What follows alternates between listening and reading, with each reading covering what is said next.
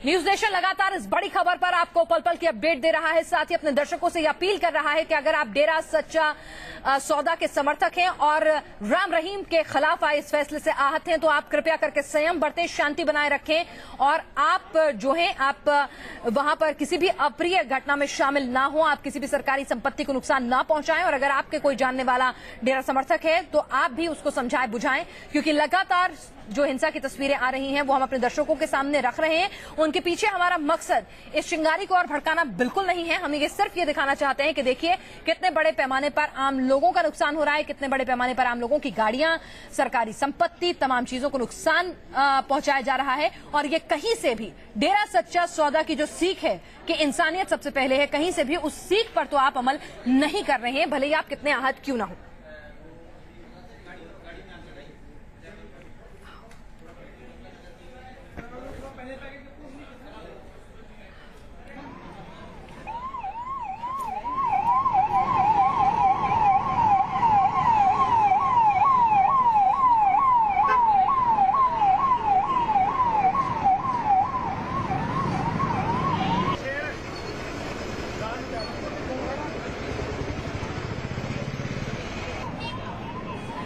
पंचकुला में 8 लोगों की मौत की खबर आ रही है, लेकिन अभी न्यूज नेशन आपको सिर्फ 5 लोगों की मौत की खबर की पुष्टि कर रहा है। साथ ही पंचकुला में कर्फ्यू लग गया है। ये तस्वीरें आप लगातार देख पा रहे हैं किस तरह से अतिरिक्त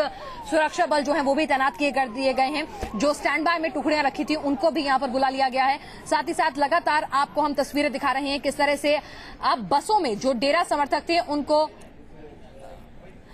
बसों में भर के ले जाया जा रहा था। और जिस चीज की आशंका लगातार हम जता रहे थे कि सिरसा में गढ़ है, केंद्र है और वहां से अब नहीं तो थोड़ी देर बाद एक सुनियोजित हिंसा हो सकती है और वही कुछ वहां पर अब होता नजर आ रहा है। सूरज, जैसा कि आपने कहा था कि आपने अपनी आंखों से वहां पत्थर, डंडे, तमाम चीजें देखी थी और हिंसा की तैयारी देखी थी, तो वही कुछ अब हो भी रहा है। बिल्कुल फिनाज, अभी इससे ठीक 2 मिनट पहले जब हमारी बात हुई थी, दर्शकों तक हमने जानकारी पहुंचाई थी कि अगले चंद सेकंडों में ये खबर आ सकती है। लोग सड़कों पर उतर चुके हैं और वो खबर अब पुष्ट होती हुई दिखाई दे रही है। हम खुद अपनी आंखों से देख सकते हैं आंसू गैस के गोलों का लगातार इस्तेमाल हो रहा है, वाटर कैनन का इस्तेमाल हो रहा है और सुरक्षा कर्मियों से सीधे पब्लिक जो है वो भिड़ रही है। और मैं आपको एक बात बता दूं, हम बहुत दूर तक जा नहीं सकते, लेकिन धुआं उठता हुआ अपने आप ये बता रहा है कि वहां पर आगजनी भी हुई है। इस तरह की घटनाओं की आशंका अगर वहां पर आगजनी हो रही है तो सीधे सीधे सिस्टम का फेलियर है, क्योंकि ये तो किसी को भी मालूम था कि भैया समर्थक अगर सबसे ज्यादा कहीं है, डेरा का कहीं गढ़ है तो वो सिरसा है। वहां पर तो राम रहीम का गढ़ है, वो एक तरह से हेडक्वार्टर है और वहां पर जितनी बड़ी तादाद है, जितना बड़ा आश्रम है, वहां तो एक तरह से किला है वो उसका। और उसमें भी आपने जाके तलाशी नहीं ली, आपने उसमें कहीं भी किसी भी तरह से कहीं लोगों ने हथियार जमा तो नहीं कर लिए हैं, ये सब चीजें नहीं देखी और नतीजा आज ये हो रहा है कि वहां पर लोग नुकीले पत्थर लेकर, डंडे लेकर बैठे हुए थे। उस परिसर में घुसने की पिनाजी बात दूर, उस परिसर के 4 किलोमीटर दूर जो सुरक्षा बल तैनात थे और इस वक्त जगह जगह से दूर दूर धमाकों की आवाज आ रही है। ये सामने हम सुन सकते हैं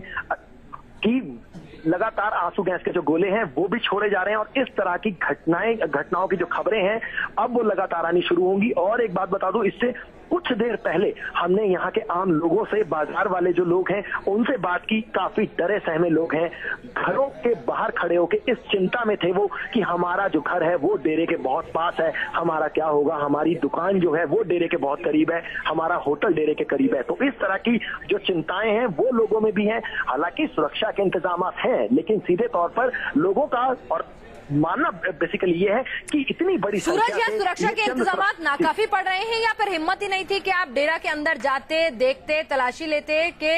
इन लोगों ने कुछ ऐसी चीजें तो नहीं जमा कर ली जिससे बाद में सुनियोजित हिंसा को अंजाम दे सके? 2 चीजें हैं फिनाज जी इसमें। जैसा आपने कहा कि हिम्मत नहीं पड़ रही, ये बात फैक्ट है कि डेरा के अंदर एंटर करने की हिम्मत नहीं पड़ रही। इस तरह की चीज को कहा जा सकता है, इसमें कोई दोहराई नहीं, क्योंकि जिस तरह से आप आगे नहीं बढ़ते, आप फ्लैग मार्च नहीं करते, वहां तक जाने की हिम्मत नहीं 4 किलोमीटर तक, तो सीधे तौर पर कहा जा सकता है। लेकिन अभी नाकामी जरूर कही जा सकती है। जिस तरह से पब्लिक सड़कों पर उतर आई है, लोगों को आशंकाएं पहले थी कि हमारा क्या होगा, हमारा घर बहुत करीब है डेरे से, तो वो सारी चीजें सही साबित होती हुई दिखाई दे रही है, क्योंकि सुरक्षा कर्मी जो हैं वो चंद हैं और इनकी संख्या बहुत ज्यादा है, हजारों में है, लाखों में है। बिल्कुल, और इतनी बड़ी तादाद में अगर डेरा के अंदर लोग मौजूद हैं और सबको मालूम था कि डेरा का केंद्र है सिरसा, तो वहां पर आपने क्यों नहीं, आपको पता था कि आश्रम में अगर लोग जमा हैं, लोग बड़ी तादाद में मौजूद हैं, तो वो प्रतिक्रिया देंगे, सुनियोजित ढंग से प्रतिक्रिया देंगे, क्योंकि वहां तो पूरा का पूरा एक सिस्टम फॉलो होता है, पूरा का पूरा एक आश्रम जो है वहां पर चल रहा है। तो यहां पर सवाल यही है कि कहीं ना कहीं आपसे लापरवाही, नाकामी, एक फेलियर वहां पर भी है। सूरज के आसपास के लोग डरे सहमे हैं कि डेरा के लोग जो है गुस्से में कहीं उनकी संपत्ति, उनके मकानों को नुकसान न पहुंचाए, तो क्या आसपास के इलाकों में ले जाया गया है। और ये देखिए, सुरक्षाकर्मी भी घायल हुए हैं, तस्वीरें भी हम अपने टेलीविजन स्क्रीन पर दिखा रहे हैं, स्टेशन फूका गया है, तस्वीर भी दिखा रहे हैं। तो क्या जो घर डेरा के आसपास हैं उन लोगों को खाली कराया गया है क्या एहतियातन? नहीं, इस फिलहाल इतना इस वक्त नहीं किया गया, लेकिन घरों में लोगों को कैद कर दिया गया है। बिल्कुल बाहर ना निकलने की सख्त हिदायत है, लेकिन जो दूर दूर से आवाजें आ रही हैं धमाकों की, धुआं उठता दिख रहा है,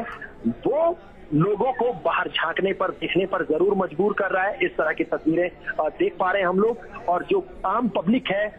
वो घरों से झांक रही है, और डेरा के समर्थक जो लोग हैं वो सड़कों पर दूर से हम लोग देख सकते हैं कि वो घूमते नजर आ रहे हैं, और सुरक्षा कर्मी इधर तैनात है। रह रहकर आंसू गैस के जो गोले हैं वो भी फिलहाल यहाँ से छोड़े जा रहे हैं। जी,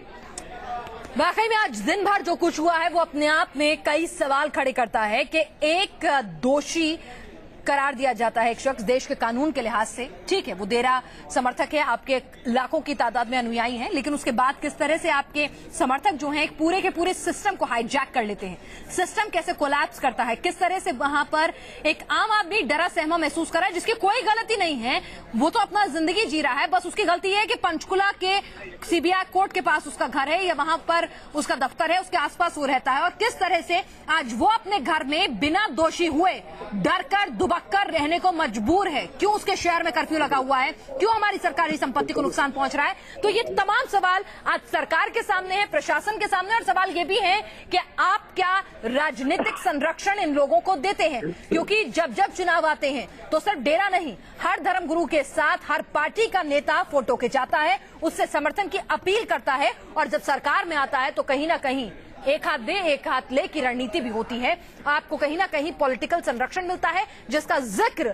हाईकोर्ट ने भी किया, और उसके बाद आप देखिए कि दो बार फटकार लगी। ऑटोनोमस पावर जो है होती तो है हमारी पुलिस महकमे को, लेकिन फिर भी उन्हें याद दिलाया गया कि देखिए आप पर कोई दबाव नहीं है, आप पूरी तरह से हिंसा रोकने के लिए जो बन पाया आप करें। और नतीजा ये होता है कि उसके बावजूद भी 1.5 लाख डेरा समर्थक जो हैं, इससे भयावह तस्वीरें नहीं आ सकती थी। देखिए लाइन से गाड़ियां खड़ी हैं और लाइन से गाड़ियों को आग के हवाले किया गया है।